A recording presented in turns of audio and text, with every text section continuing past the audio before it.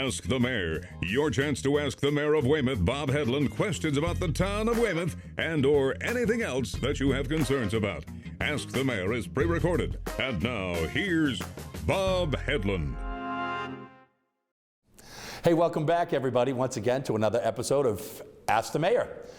I'm Jim Melody, the Inquisitor, your pal, your citizen who cares about you and your questions.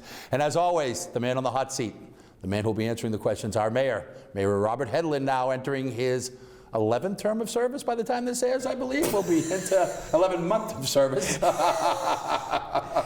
It should be noted, speaking of airing times, I think it was a couple months ago you were critiqued that you weren't aggressive enough as the chief inquisitor, citizen advocate. You said, I'm starting to feel like a reader as opposed to an inquisitor. A news reader. You've taken a much more aggressive approach with me, and that is fine, and I know that you have your responsibilities to the viewers. We get stopped regularly asking why this and why that, and I'm just here to don't blame the messenger for the message, I guess, at the end of the day. And we still, by the way, just as a programming note, we still have not received a suggestion for our mascot, the beaver. And as a result, we have replaced the mascot we are this week. obscuring the beaver. We're still taking suggestions for that nickname. The ones we've received haven't been appropriate for airing. We went from a beaver to the scorpions. Which, ironically enough, we are in the season of Scorpio. I am a Scorpion. I'm born November 1st by the time this airs, and maybe spot on. And yes, that's a photo of our mayor with the internationally famous. How many records have they sold? Over 1 million, right? Scorpions? Sold over 1 million just in the last couple of years. Oh. They were number one on the rock charts with a new release a couple of years ago, actually. But being on the rock charts is not as significant as it was 25, 30 years ago. The rock charts aren't, they're very Music small. isn't selling. It ain't selling like it used to. It's a small niche now, believe it or not. And of course, all acts don't sell albums much anymore because of downloads. That's a fact. The album concept has kind of been thrown out the window for the singles. In fact, I think they lowered the threshold, what they consider gold now. They've lowered the actual sales to what's considered gold, et cetera, et cetera. Gold used to be 500,000 records sold. Platinum was 1 million. I know from my radio pedigree. I've got a couple of them in my basement, as a matter of fact. Not Christmas related in to Boston. not related to my music sales. Did your song? I have. Did your song Weymouth? Neither one have hit the charts at that level, but I do have a Hall & Oates gold record from 1989. And what song? It's the actual EP. It features a song called "Melody for a Memory" that Oedipus, the program director at PCN, gave me for my wall, which I appreciate. Thank you, Oedipus. Who recently got installed into the Boston. I'm just going to say that last week he got installed into the Boston Music Hall of Fame. No, the Broadcasting Hall of Fame. Massachusetts Broadcasters Hall of Fame. Yeah, he was a pretty good guy. Thank you, Oedipus, for that. And then Dave Douglas, the former program director of AAF, gave me. Hold on, see if you can guess. Geez, I won't be able to. But remember, I got the platinum record from Fine Young Cannibals for AAF. Remember She what Drives Me Crazy. Exactly, that was the album. Exactly right. You're good. WAAF, huh? Yeah. Dave I'm gave not me sure that. WAAF had Fine Young Cannibals on their They must on their have. playlist. Next time you're over my house, you can see the label. My WAAF era goes back to the early 80s, and do you remember what their promotional mascot was? I do. I was never an AAF listener, to be honest with you. If they went and did a live remote or something, they had this blow-up animal. Do you remember what it was? I have never listened to the Greg Hill's a good guy. I liked him. It was the WAF giraffe. Oh, no kidding. Okay. Yeah. WAAF. Get it? WAF giraffe. Very quickly regarding call letters, do you know what WEEI stands for? Which, I hung my hat there for many years. Gonna shock you. Intercom something. The Edison Electric.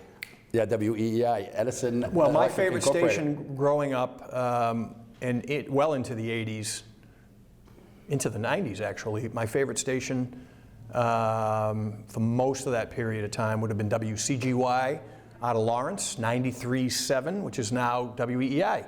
Oh, no kidding. And WCGY, do you know what those call letters stood for? Kurt Gowdy Youth. Exactly. Yeah, he was a good guy. Kurt Gowdy Broadcasting or something like that. Former voice of the Red Sox. We are really getting off track. I know, so we might as well go. I'm trying to think of the broadcaster for the Red Sox. His son lives down in Situate right now. We'll get back to that one. Let's get right into the questions. Ken Coleman, exactly. Thank you very much. That's who it was. Billy Coleman is the bass player. And Ken Coleman was the television voice for the Impossible Dream 1967 Red Sox. Carl Yastrzemski. I have a quick. His son, is it Bob Coleman? No, it's Billy Coleman. Billy. He's a base player. He plays right down the road here at Eddie Page's place. Very quick story about Billy Coleman. I spoke at a Situate Little League event, and they asked me to throw some trivia questions out at the last minute. They had gift certificates, but I had to make up the trivia questions as I went along. Which And shouldn't be hard for you to do. Well, no, I love baseball. Yeah. So baseball, rock and roll, I can Yes. come up with trivia questions. So I'm throwing these questions out and looking at these blank expressions. I mean, I'm throwing softballs out there. And they're all just looking at me, housewives and fathers. And ironically, Carl Yastrzemski's daughter was in the audience. She lives in Situate. Correct. Yeah. She wasn't even getting the answers to Third these clip. questions. And the DJ's over in the corner, and he's like, and I'm like, yeah, okay, he can answer. He had the answer to every question, and then I find out later it's Ken Coleman's son. It was Billy Coleman. Billy actually went to the Berkeley College. He's a bass player and quite a musician and performer, but didn't grab the microphone. I'm going to throw this out to the viewers. We're way off track. That's here. okay. We're having fun. After the last taping was heavy duty, we're allowed to have a little fun this episode. My goodness. It was a night fight. Anyway, I had the opportunity to hang out with Carl Yastrzemski a few years back, which was a thrill for me because, you know, I was born, Yaz's first year. My life paralleled his career. I was sad when he left in 83. Left field. You know, I was too young for 67, but we all grew up listening to the Impossible Dream album. Anyway, here I am with Yaz, and I love baseball trivia. And I said, hey, Yaz, can I ask you a trivia question? And Yaz is kind of not interacts with people that well. He's very They said that about him, right? private kind of guy. Still chain smoking? He's like 3 packs a day, they would say. Actually, I heard a pretty interesting story about Yaz. A friend of mine's law partner or something, ex-wife has a place a couple doors down from Yastrzemski's place in Florida, Sarasota, someplace or somewhere or whatever. And the ex-wife lets the husband use the house 1 week a year. My buddy goes down, and they said Yaz has the same routine every day. He gets up, goes fishing at 5 a.m., comes back to the garage, sits in the garage, has a butt and a beer, but sits in his garage by himself with the door up. So there's Yaz as they go by. But I digress. So I said to Yaz, and he was friendly enough. It was good. It was a thrill for me. I said, Yaz, I got a trivia question for you. Name 4 members of the 1967 Red Sox team. 4 members of the team. That he was on. Whose last name ends in S-K-I. And he hesitated for a minute, and he said, well, there was me. I said, that's one. And he, with a little help, he eventually got 2 more. I'm trying to, off the top of my head, everybody knows that team. I'm trying to go around the horn A here. rookie who started a World Series game, Gary Wozlewski. Oh, yeah. And then it was a trick question. I wouldn't have come up with that. Well, it was a trick question because I said members of the team. I didn't say players. Eddie Popowski, the third base coach. Okay. So he finally gets those, and he says, I can't get the 4th one. What a great one. And I said, the 4th one is Dan Osinski. And he looked at me and he said, who? I said, Dan Osinski. And he says, I never heard of him. So I go home. I said, I know Dan Osinski was on that team. I go and look in the baseball encyclopedia. Sure enough, yeah, Dan Osinski was a reliever on that team. Yeah, said he never heard of him. That's hysterical. And about a year later, Osinski died, and his obituary was in the Globe. You know, member of '67 Impossible Dream Team. Well, this is my little Yaz story. I don't think you're too young to remember that team. I'm going to tell you the reason why. I know I'm a year older than you, and my quick anecdote relates to the Immaculate Conception Grammar School, which is right beside the Immaculate Conception Rectory. I was in the 2nd grade. They wheeled in the television for, I remember, a World Series game. It was a black and white TV. We watched it in 2nd grade. It was an afternoon game. What year did you graduate high school? 78. You're 79, right? Okay, so you're accurate in saying it was 2nd grade. Yeah, there you go. Yeah. Thank you. 79. Sister Carmine. Greg Haggerty remembers those days. So Mr. X, who critiqued us at one time for having too much banter, is going to be living Yeah, this show. let's move on. Well, listen, on that note, it's more social, it's more fun, it's more friendly than the last one where there was a throwdown on so many different issues. Mayor, let's start off with a festive question, and it relates to We just had enough festivities, but okay. Well, it relates to something fun that has been going on, I think, in your office since Dave Madden started, which is your annual fundraiser. So, Mayor, will you continue the tradition of raising money for needy families in town with your holiday show or through your holiday show? Yes, and WETC staff is well aware how enthused I was to continue that tradition. Excellent, excellent. They're all smirking and smiling as we speak. When will that be airing? December. Do we know when? It'll be airing in December. Probably let's all hope so. month. Let's hope so. And listen, I hope I'm not going to break anybody's or hurt anybody's feelings or step on anybody's toes when I say it's a Christmas show. It's a holiday show, but can we call it a Christmas show? Weymouth DT said they're all shaking their heads too, saying yes. Oh no, I've already absolutely. I'm not going down that road of you can't fight Mayor that fight. Curtatone in Somerville, that puts memos out of what you can say and can't say. It's absolutely Christmas at Weymouth Town Hall as far as I'm concerned. And you know what? Anybody out there got a problem with it, start a recall petition, okay?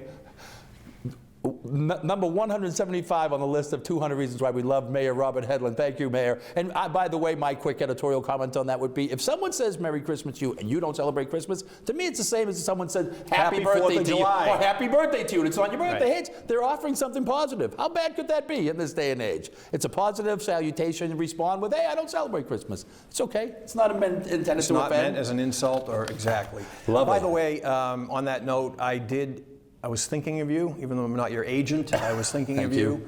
Are you going to be performing your hit smash song, Christmas in Boston, but you're going to change the word to Christmas in Weymouth, and you will appear on that taping? What do you think? I'm getting an affirmative from staff. I'm flattered as always, and is that a yes or a no? That's an absolute 2 thumbs up affirmative yes. It's such a pleasure to be associated with that holiday on any level, as everybody knows. It's such a wonderful and positive time of the year. I know it's not the magnitude of the stage that you've had performing that song when you opened up for Jose Feliciano. You know what? He told me he never saw a better performer than me, which I found very flattering. P.S. For those of you that don't know, folks, Jose Feliciano is blind. He also said I was the best-looking performer. I wonder how many people out there that are watching don't know who Jose Feliciano is. Oh, everybody. What was his big hit? Feliz Navidad. No. That's Feliz Navidad. Oh, come on, baby, light my fire. There you go. Come on, baby. Are those the only two? He must have had more. I think he had probably one or two more. I'm not as familiar with the catalog as I should be. Lovely gentleman. Is he the guy that sang the theme song for the TV show Chico and the Man? He sure was, absolutely. Bingo.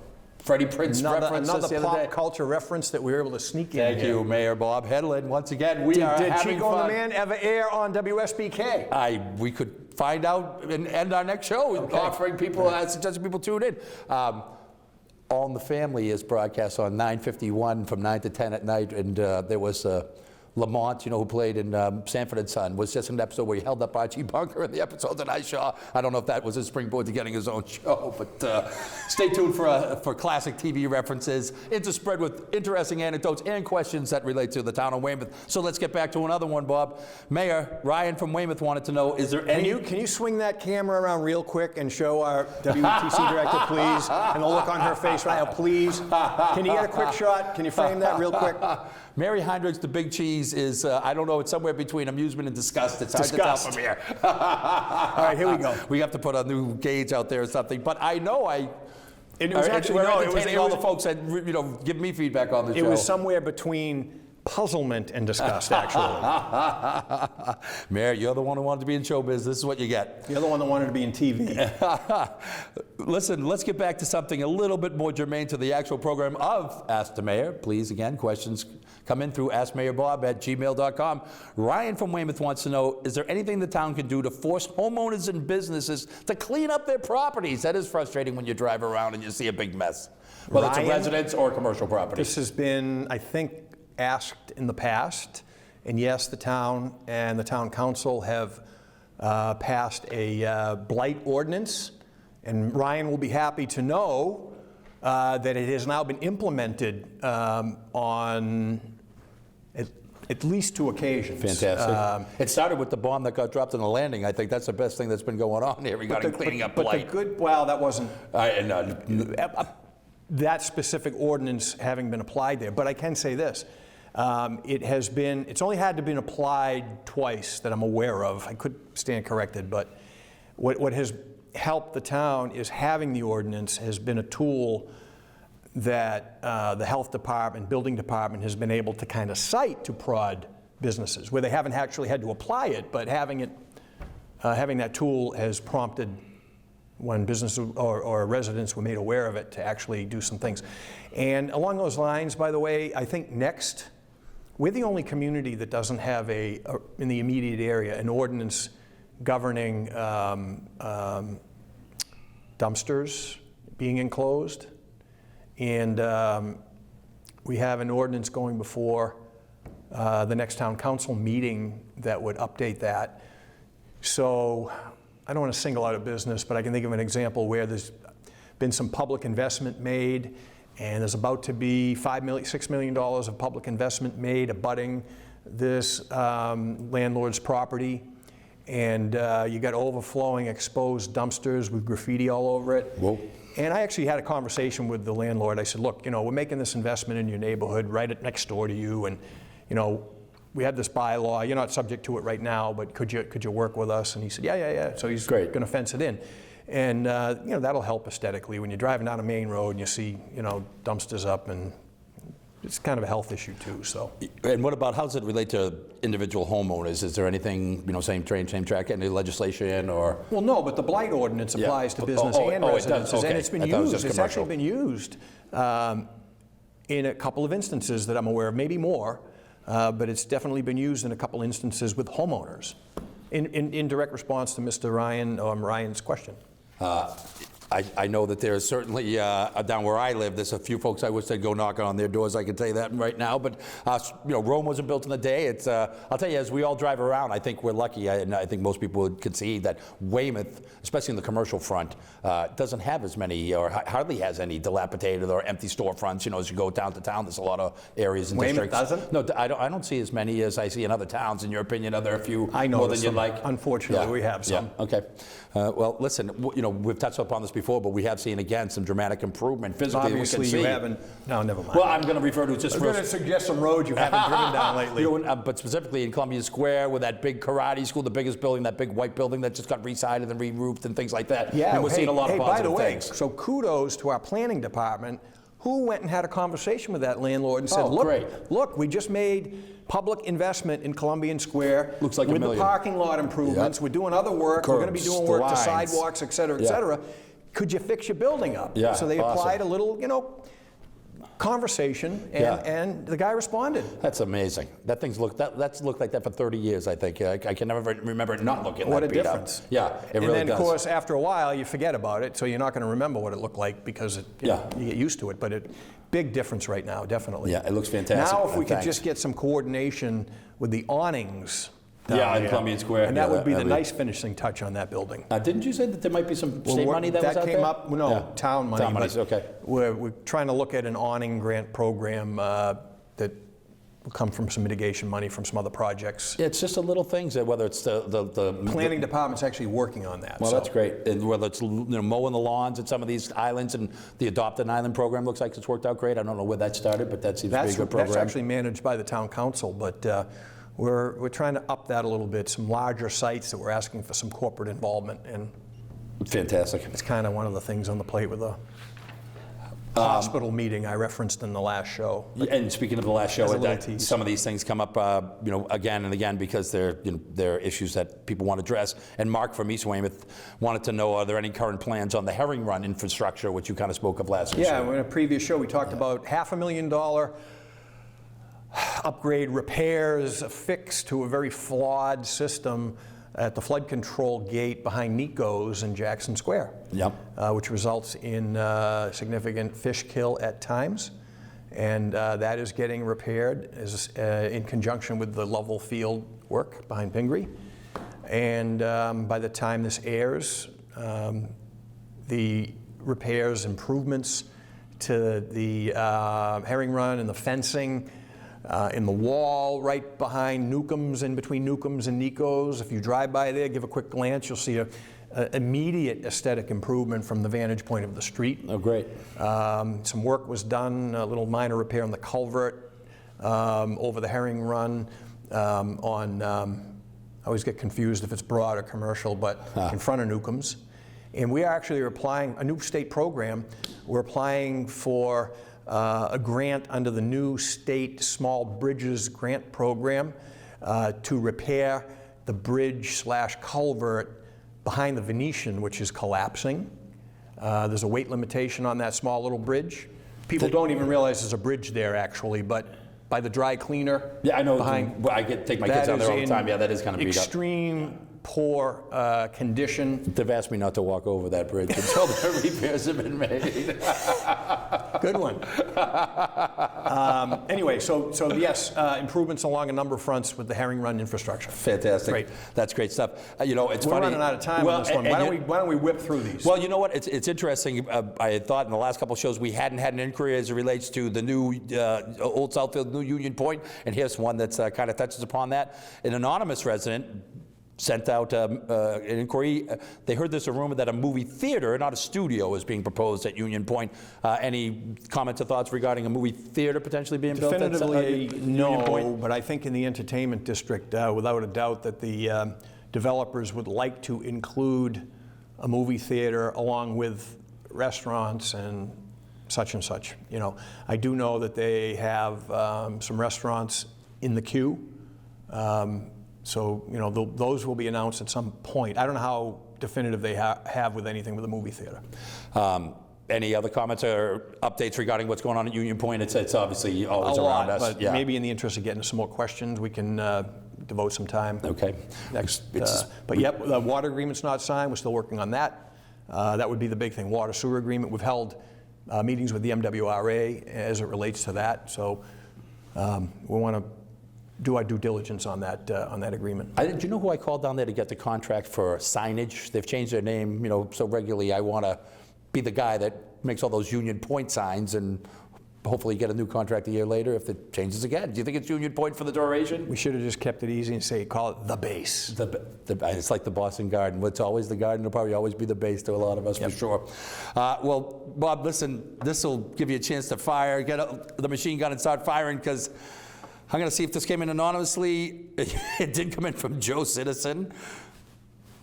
Dear Mayor, how do you get anything accomplished when so many town councilors have their head up there, beep, beep? No, I'm not going to answer that. How you doing with the town councilors, though? It seems like everything's going relatively well. I should just say yes and leave it at that. Some better than others? No, you know, there's friction at times, which I guess the system was designed to have that friction. You get the legislative branch, the executive branch. I don't agree with some stances or comments that have been made, and at the same time, pushback on certain things has helped us and made us, whether it be a project or an agreement, you know, the final product be better. So that check and balance was designed to do that. I know that this I'm making an assumption that this question was driven by a recent council meeting where there was a little friction between my staff and councilors, which I thought the meeting probably could have went a little better, to be honest with you. I think that the tone from my staff could have been better, and the tone from some councilors could have been better. But the end result was that we got an 11-0 vote in favor of moving an important project forward. I ran on the fact that I had served in the legislature, because there was some friction between the council and the previous mayor, and I said, you know, I know what it's like to serve in the legislative branch, and we're going to work to improve on that. I'm not sure a couple of the councilors would agree that I've done that yet, so we're working on it. And again, like I say, I mean, they have their opinion on some things. There's one issue I'm going back and forth on with one of the councilors. I know I'm 100% right. Others, I thought I was right, and I've learned that they've made some good points. So there's a give and take there. In your opinion, just to kind of carry on this thought, do they present themselves as a consolidated body on most issues, or are there usually pros and cons, and, you know, there's camps on each issue as well? I think they like to reach consensus. I think that oftentimes they go into an issue divided, but, you know, I think sometimes they see a benefit in having consensus. Yep. Well, I know there's a lot of folks who put a lot of time in their own time in. You know, these town councils don't get paid $1 million. You should run for council. You'd liven things up. Well, we'll see what the future holds. First things first, we need a mascot, a name for the mascot. This show could be the launching pad for you. I mean, we've had a lot of people go from entertainment into politics. I'm trying to think guy of from one the right Love now. Boat, goes from the Love Boat, went to Congress, right? Sonny Bono. Sonny Bono. Didn't Schwarzenegger? Somebody from the Beverly Hillbillies ran for office and were unsuccessful. What are you trying to say? No, it wasn't Jed Clampett. I think it was Might have been Ellie Mae. Well, we'll see. Listen, it's a difficult job that you have. It's a difficult job that they have, and I know everybody's got the best of intentions, and it's fun to hear about the process. There's certainly not everybody's going to agree on every issue, but it sounds like everybody's trying to get to the right place. Next question. Well, this is the last Citizen question. advocate. This is the last question. that's all we have this and week? Well, it's purposely designed. We time these out. So We're I not want to say, I rehearsals. want to let the viewers know, we usually end the show with a backlog of questions. We do not have a backlog This of is questions. the last question. So Thank if you you got very much. something on your mind, askmayorbob@gmail.com. Thank you very much, Robert, for that. Or And- you can actually, if you don't have a computer, you can call the mayor's office, 340-5012, and give it to them verbally. Outstanding. Well, listen, this one is, once again, tangential. It's related to the question that we kind of tabled from last week. And basically, the headline in this one is, who's responsible for protecting the residents from the various products that are being offered for sale? This, once again, I think came in anonymously. And once again, the New York Times is CC'd on this. So the spotlight remains on you. Clearly, the viewer doesn't waste time. They go to the two most important media outlets to get their questions and Ask views the mayor, across. the old great lady, which a lot of people don't realize that Times Square is named after the New York Times. Of course, you know, I lived in Manhattan for 10 years. There's a Didn't know that. correlation there. That's why Isn't it's that called where you Times. met your wife? In fact, I did meet her in Manhattan. She used to work right beside the New York Times on, I think it's on 44th, right off of Broadway. It's either that or 44th or 45th, yes, and she was on 43rd. Oh, that must have been quite an experience for a young man from Weymouth going off to the big city. I went must down have been there the with world, must have been your oyster. I went down there with $180 in my pocket, and I lived in a one-bedroom apartment with 3 other buddies from UMass Amherst. And, Horatio Alger. and it was an absolute blast. There's no two ways about it for the first 5 years. Last 5 years, you need to make big dough if you're going to live in Manhattan and have a lot of smiles. I'm telling you, it's got to probably be 300,000 or 400,000 plus. What part of Manhattan did you live? Always on the Upper East Side. So you know, if I had to do it all over again, I wish I checked out Brooklyn or Hoboken or some of the, you know, the surrounding communities. I wouldn't have been paying $2,400 a month for my one bedroom. That's why I ended up moving back. My sister's mortgage in Milton was less than my one-bedroom apartment in Manhattan. It's all very pertinent information that our viewers will find very, very enlightening. All right, well, listen, so let's get back on point with our friend here who sends anonymously about these products being for sale. Why are there still tobacco products allowed on the shelves, Mayor, when Concord's able to ban plastic water bottles? How does that work locally if you want to ban a product from the shelves? Is that the town council's initiative, or do you just strike the table hard? Or there's plastic bags or plastic water bottles? That's a or- good question on tobacco products. I'm not sure. I know that we have the ability to limit, there's been discussion about raising the age to purchase tobacco. What's it now, 18 or is it 21? It's 18, but yeah. some communities are trying to raise it to 21. That issue, by the way, this is a good question. So maybe some viewers would like to weigh in because it has been broached internally that is something I should look at. Banning certain products from No, shelves? raising the tobacco age. Oh, you could do it on a town-by-town basis? You can. Okay, interesting. And you know, I have some mixed opinions. I think smoking is an extremely bad habit, but at the same time, you got a guy that comes back from Iraq who fought for his country, and although I don't agree with the Iraq War, and can serve his country and die in a foreign land, but might want to buy a cigarette, and he's 20 years old. You know, get some issues with that, but. It's in the early stages here. It's been broached by the health department. Anyone wants to weigh in, ask mayorbob@gmail.com. They can do so. Speaking of my time in Manhattan, just a quick reference. I was in the magazine business. I had Philip Morris as an account. This is germane to the question. I had Philip Morris as an account. Marlboro cigarettes in 1998 passed Coca-Cola as the #1 selling product in the world. Marlboro, the Red Roof, you know, the parent brand, passed Coca-Cola in 98 as the #1 selling consumer product in the world. So people smoking. And didn't the Marlboro cowboy die of lung cancer or throat cancer or something, didn't he? That was, and again, if you look at the history of the brand, that was originally a female brand until the great Leo Burnett out of Chicago repositioned in the early 60s as they came up with the Marlboro Man. It was a woman's brand. So is there another part to this question? Well, there's 1,000 arms and legs to this question, to be honest with you. In the But I last think, 30 seconds? for your own information, if you don't know, nicotine alone is an insecticide. She's making the case for why are you allowing these poisonous products to be sold. Poison ingested causes death to So cells. I'll put this down Yeah, as it's more of a, one resident that would like to see at least the tobacco purchasing age raised, I would assume, if not an outright ban. Duly noted. It's going in that direction. I say let the free market decide. You know, the legislators created the laws. As long as they're playing within the rules. Again, he's using this as his launch pad for council. Vote for me. Okay. Write in for president, not for, I don't want to be mayor, I want to be president. Vote for me in 2 weeks. As Earl Weaver said one time on his show, Ask the Manager, well, this show certainly is going down in the record books. Earl Weaver, who said the best play in baseball is a 3-run homer. So right. I'm going to beat you on some trivia. Well, once again, we thank you all for tuning in. Please, as Bob has requested, our mayor is looking for questions, and please drill him, grill him. That's what we're here for. AskMayorBob@gmail.com. I want to thank the mayor again for taking the time, our friends at Weymouth WETC, and of course, stay tuned for the Andy Griffith Show.